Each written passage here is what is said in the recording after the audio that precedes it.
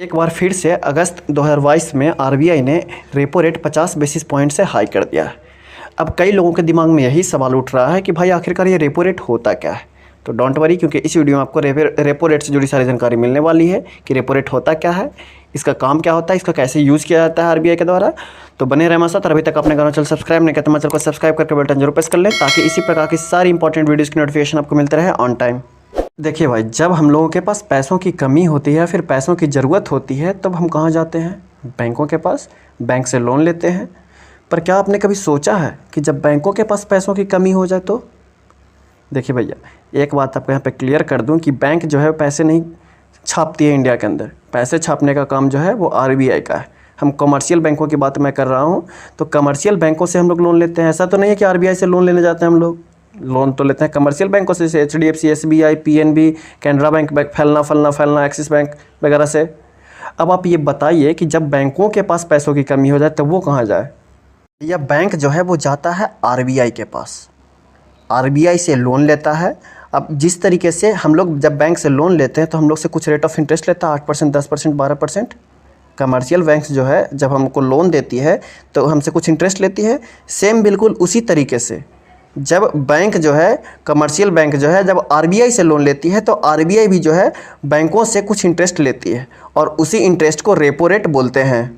Suppose date कि किसी bank ने, सपोज डेट एचडीएफसी बैंक या एक्सिस बैंक, कोई भी बैंक आप ले लो, किसी बैंक ने कुछ लाख रुपए, कुछ करोड़ों रुपए आरबीआई से लोन लिया।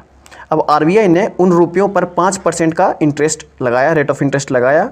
अब वो जो 5% होगा आरबीआई का रेट ऑफ इंटरेस्ट, वही कहलाएगा रेपो रेट। यानी जिस रेट पर आरबीआई जो है कमर्शियल बैंकों को पैसा लोन पे देती है, उस रेट को रेपो रेट बोला जाता है। अब आरबीआई जो है रेपो रेट का इस्तेमाल भारत के अंदर इन्फ्लेशन यानी महंगाई दर को कम करने के लिए करती है।